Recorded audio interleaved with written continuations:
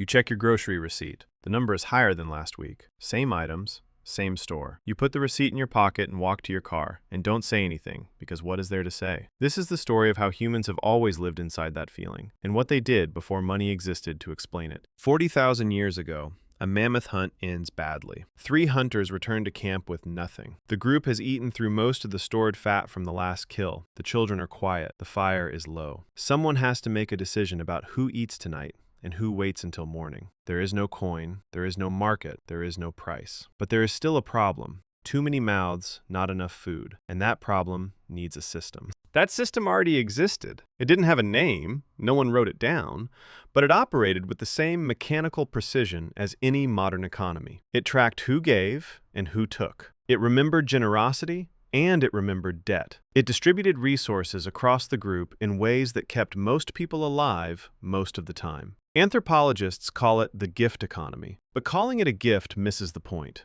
Nothing was free. When a hunter shared his kill, he was not being generous. He was making a deposit. The meat went into the group. The credit stayed with him. Invisible, unspoken, but real. Everyone knew who fed the camp last winter. Everyone knew who disappeared when the work got hard. Social memory was the ledger.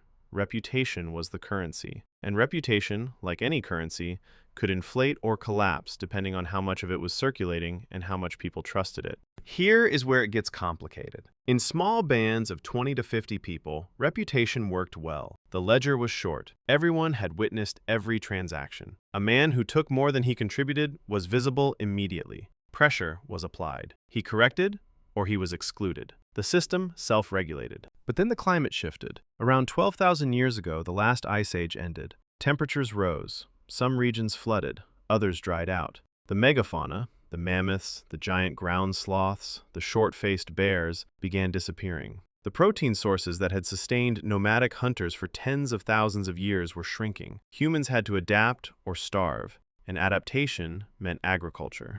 The first farms appeared in the Fertile Crescent, in the river valleys of what is now Iraq and Syria. People stopped following herds and started planting grain, and that single shift, from hunting to farming, created the first inflation event in human history. Here is why. A nomadic hunter carries what he can hold. Surplus is impossible. You kill a mammoth, you eat what you can, you share the rest, and it rots within days. There is no way to accumulate more than you need because the logistics of accumulation don't exist.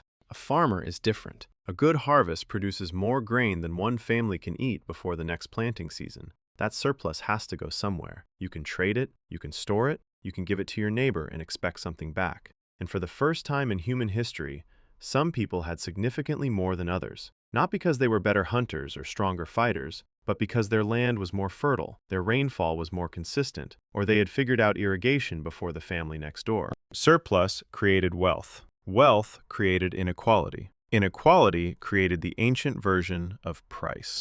In Çatalhöyük, a Neolithic settlement in what is now Turkey, archaeologists found something unexpected inside the homes of the wealthier residents. More obsidian, more elaborate grave goods, more evidence of stored food. The houses were identical from the outside. The settlement was famous for its flat, uniform rooftops. But inside, the gap between the richest and the poorest household was measurable and growing. This is around 7,500 BCE, and the distribution of resources was already uneven in ways that map cleanly onto modern economic inequality. Obsidian was the oil of the Neolithic world. It came from specific volcanic sources, in Anatolia, in Sardinia, in parts of the Caucasus. It could not be grown or made.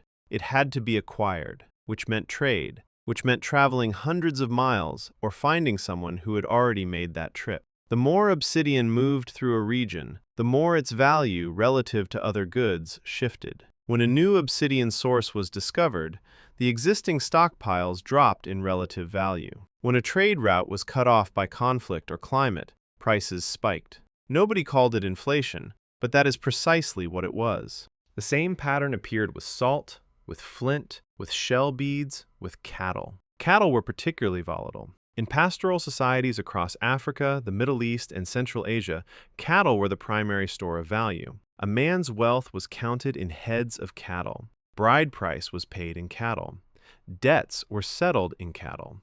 Political alliances were cemented with cattle. And cattle, unlike grain, reproduced. A herd could double in size over a few years if conditions were good. But cattle also died in droughts. They got sick. Raiders took them. The supply of the primary unit of value could collapse in a single dry season, and when it did, the entire social and economic order of a community had to be renegotiated overnight. That renegotiation was not calm. Ancient texts from Mesopotamia, the earliest written records we have of economic activity, are full of complaints about prices.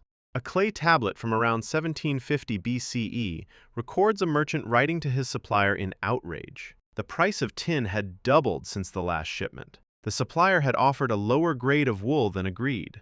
The merchant wanted compensation, or he would take his business elsewhere. This is a 3,700-year-old invoice dispute, and it reads like an email you might have sent last Tuesday. The Code of Hammurabi, written around the same period, includes fixed prices for dozens of goods and services: grain, oil, wool, silver, labor. The king had to set prices because prices had become unstable. Merchants were charging what the market would bear. Debtors were being crushed. The gap between what things cost and what ordinary people could pay had grown wide enough to threaten social order. Sound familiar? And then there were the feasts. In cultures from the Pacific Northwest to ancient Polynesia to Bronze Age Europe, chiefs and leaders managed resource inequality through ritual redistribution. The potlatch ceremony of the indigenous peoples of the Pacific Northwest coast required the host to give away, sometimes destroy, enormous quantities of wealth. Blankets, food, copper plates, canoes. The more you gave, the higher your status rose. Hoarding was not prestige. Redistribution was prestige. This was not charity. It was economic policy. By forcing the wealthy to redistribute, the community prevented the accumulation from becoming so extreme that the lower tiers of the social structure collapsed entirely. It was a pressure valve, built into the culture itself, that released tension before it became rupture. Modern economists have a word for this kind of forced redistribution. They call it taxation. But it predates governments. It predates money. It predates writing. It is as old as the problem it was solving. Every civilization that followed, Sumerian, Egyptian, Greek, Roman, inherited this core problem. Too many people, not enough of something. Someone has to decide who gets what, and whoever makes that decision accumulates power. And power, like obsidian, like cattle, like grain, like money, is a resource with a supply that can tighten or flood depending on forces no single person controls. We invented coins around 600 BCE in ancient Lydia. We invented paper money in Tang Dynasty China around the 7th century CE. We invented credit, derivatives, central banks, quantitative easing. The instruments have changed completely. The problem has not moved an inch. You still walk out of the grocery store doing the same math a Neolithic farmer did looking at his grain stores after a bad harvest. The question he was asking then is the same question economists are still failing to fully answer now. How do you make sure there is enough? And how do you decide what enough even means?